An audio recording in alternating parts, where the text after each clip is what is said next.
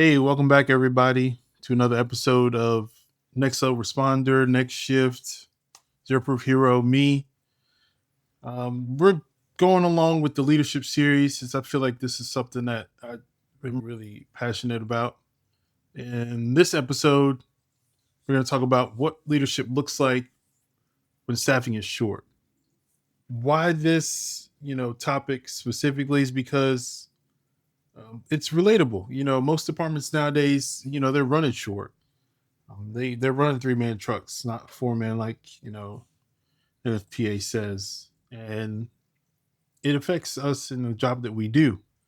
Um, there's been staffing challenges, from police, fire, and EMS, especially when it comes to being ALS medics, things like that, and it's becoming normal.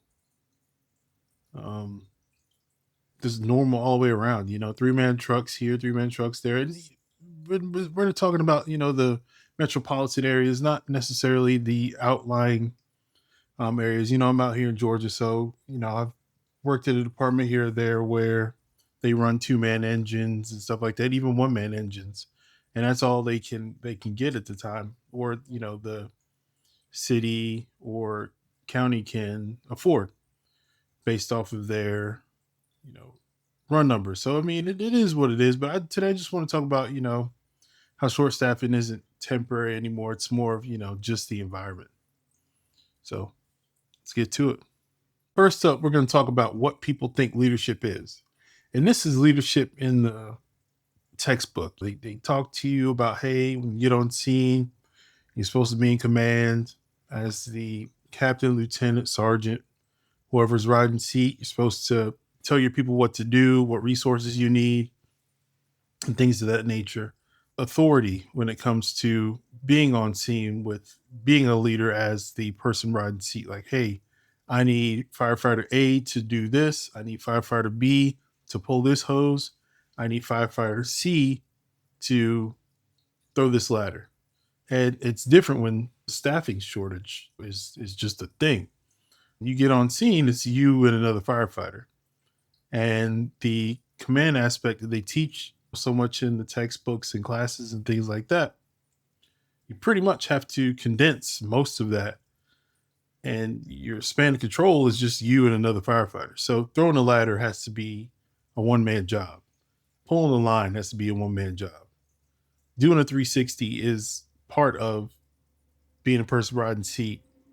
Also, maybe grabbing the ladder, throwing the ladder, or your driver. So you have a 3-man engine.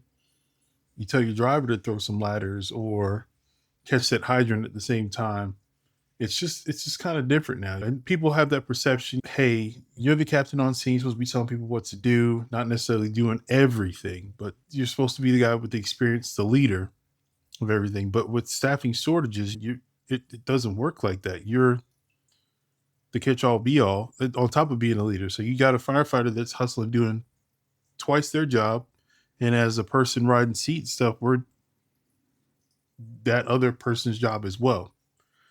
That approach just breaks down fast when staffing is short. That's the main thing that we're talking about now. And it's kind of crazy when people think what leadership is in the fire service specifically, that you're supposed to be that guy that know all be all on scene for the first few moments that you're there before your BC or next unit on scene. Maybe they're more senior than you, they're on a truck or something like that, to have that. But I mean, you even have truck companies only have 3-man, and that's crazier on top of that. So yeah. So let's talk about why and what certain things matter compared to being fully staffed and then having the shortages that everyone's been dealing with recently. Um, Prioritization, when it comes to getting stuff done, when you get on calls, when you're on scene, EMS call, fire call, stuff like that. You got to prioritize and know the people that you're working with. So somebody's tailboard that might have they're really good at something, but mediocre at something else. So you want to kind of prioritize what they're good at that specific moment, and have that mindset and that approach when you get there. Like, hey, we need to get stuff done, and communicate with that person openly. And should already have that. that chemistry as a leader in my eyes beforehand with your crew, that hey, I need you to pull this line, and knowing that they can't throw a ladder by themselves, but they can just pull that line. And maybe they practice, and you've practiced with them over and over again how to pull a line a certain way, things like that. And you know their little quirks, so you go ahead and assist them pulling that line to that front door, to the Bravo Charlie side, wherever it might be, um, to get that prioritization and that objective complete, and established while you're doing your 360 and stuff like that. There's a whole bunch of concepts that have been taught and stuff like that. But pretty much I'm just trying to hit the whole leadership thing and having that mentality of, I don't have a fully staffed truck. I mean, I do occasionally personally. We do, you know, have pretty good numbers at my department. But the main thing is establishing that trust and flexibility as a leader, as long along with that emotional regulation.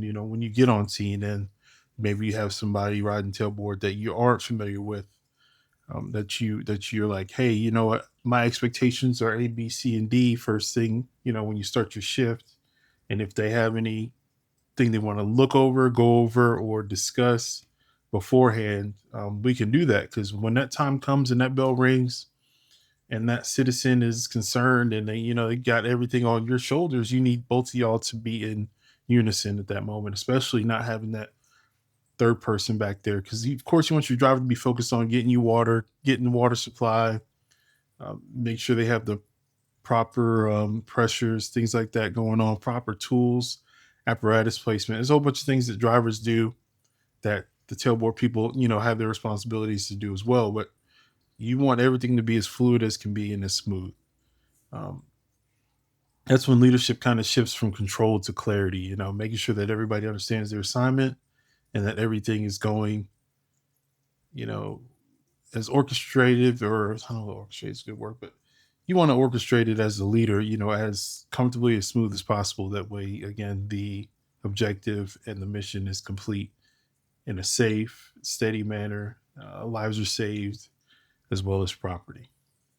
So, the good old common mistakes leaders make when it comes to being short staffed and things of that nature. Um, Overworking people, that's something that we see often. Especially in fire service, you have that leader that's like, hey, I'm gung ho, I'm happy to be here, this, that, and so forth. And you have a brand new person that hasn't seen this before, and they end up going on a call. Maybe it's a working house fire, structure fire, and you're pulling lines, you're doing your thing as a leader, been there for 10, 20 years, and you know what's coming. But you have this person that's only been out the fire academy for a month, and just working, doing your thing. You're hearing them like, hey, I need a break, I need a break. You're like, nah, we haven't even gone through a bottle yet, you want a break. You gotta understand your people. Again, it's having that emotional intelligence and understanding and empathy of other people, um, and not necessarily ignoring their fatigue. They're already showing signs that they're winded and they have a lot going on mentally. Like, hey, this is my first fire, adrenaline's going. This is a lot to digest all at once. I know you've been there, done that, but I need a moment to catch a breather and get back to it. Um, It's also, a common mistake that leaders, avoid those hard conversations, especially when there might be some kind of slip up on calls or at the station or something like that. And not having those hard conversations kind of don't do the person, they give the person the service, that so they can improve on their end. And it's up to them as well, to perceive it the way they want to perceive it, stuff like that. But as a leader, you want to approach it the best you can to avoid them leaving. They could leave, they could maybe show some resentment, in the future towards you. So you don't want to make those common mistakes, pretending everything is normal, and that, hey, I understand that you might have fumbled this most recent job or this most recent task, um, and it's just normal. And next thing you know, they're going to be 5 years down the road. This is the way I've always done it. No one's ever said anything. And you, as a leader, could have been like, yeah, you know what, you didn't really do that right, and just nip it in the bud. And make sure you nip it in the bud in the right way, in the right direction. Don't, just be like, oh, well, you fucked up. It, that's it. Embarrass them in front of other people. That happens often too. But yeah, those are common mistakes that leaders make, especially with short staff. And you got 80 million things going on in your mind, and you just kind of lose control of the situation. So this is just the little Sunday fun day thing. I'm started doing them on Sundays and Mondays now. Seems a little bit better for me to make these episodes throughout the week and then just publish them, edit them as well, and have them published on Sunday afternoon, evening, and then Monday afternoon. Basically, what I'm getting at with this whole leadership playlist is leadership is a tone. It's a tone that you set when you walk in the morning, when you're hanging out with your crew on a daily basis, on calls, even on your off days. Don't be a weirdo about it, but just look out for your people. It's all about people nowadays, and people appreciate that, especially when it hits at a random moment. They're like, man, you just called me just to check on me. You knew that today was my birthday, or you knew that, I had something going on with my family or something going on with me. Hey, we just had these two bad calls. I'm just calling to check on you. I know this resource is here for you, or I know that, you really hard on yourself on that last call that we had ran. And maybe you fumbled the nozzle, when we got to the front door, or you just weren't all there and wasn't with it. And I know you took it, maybe a little harder than you're supposed to. So let's talk about it now while you're relaxed. I don't want you to feel uncomfortable when we get back to work. It's the little things in life. People remember how you make them feel and make things feel, and that's something that leaders should understand and maybe work on, if they can. Um, shorting, short staffing reveals a lot of leaders, especially when it comes to managing the people that you are working with, not necessarily your actions when you're on scene.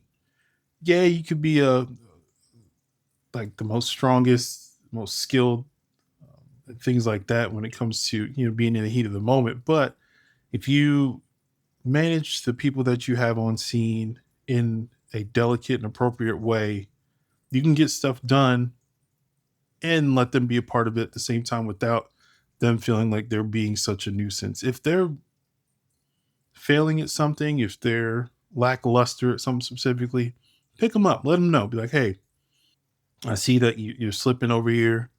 What can we do together to make things better? To make you more proficient, to make you more of a better person, firefighter, EMT, paramedic, police officer. All those things can be shown in all those various public safety sectors, from a leader. The leader could just be a friend. It could be a coworker that you barely even talk to. Be like, hey, please just hey, I saw you weren't, you didn't put this in right, or you keep getting this report sent back to you, or you're tying this knot wrong, something like that. Can I show you a different way real quick? You might not, you'd be like, oh, I know what I'm doing, which is fine. But at least that you didn't just watch them make that mistake, or, you know, didn't put that hand out there for them to do better for themselves. Anyways, y'all, like, subscribe, write a comment down there. I'm just trying to knock these episodes out one day at a time when I can. Um, got a pretty busy week ahead of me, so a couple meetings here or there, and I leave for vacation, scuba diving next week. So I'll be in Saba, next to St. Martin. So yeah, you'll be hearing from me. Have a blessed one. See you soon.